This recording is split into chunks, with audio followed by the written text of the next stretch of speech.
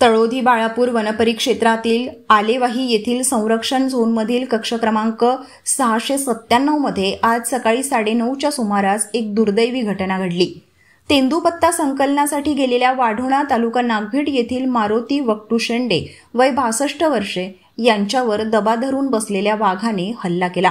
या हल्ल्यात ते गंभीर जखमी झाले। उपचारादरम्यान त्यांचा मृत्यू झाला। जखमी अवस्थेत असताना मारुती शेंडे यांनी मदतीसाठी आपल्या पत्नीला आवाज दिला। त्यांच्या जवळच असलेल्या पत्नी कमल शेंडे यांनी आरडाओरड करत गावकऱ्यांना घटनेची माहिती दिली। गावकऱ्यांनी तात्काळ वनविभाग आणि पोलिसांना सूचित केले। वनविभागाचे अधिकारी, पोलीस आणि ग्रामस्थांनी घटनास्थळी धाव घेऊन शेंडे यांना प्राथमिक आरोग्य केंद्र वाढोणा येथे दाखल केले। मात्र प्रकृती गंभीर असल्यामुळे त्यांना पुढील उपचारासाठी सिंदेवाई येथील ग्रामीण रुग्णालयात हलवण्यात आले। दुर्दैवाने उपचारादरम्यान त्यांचा मृत्यू झाला।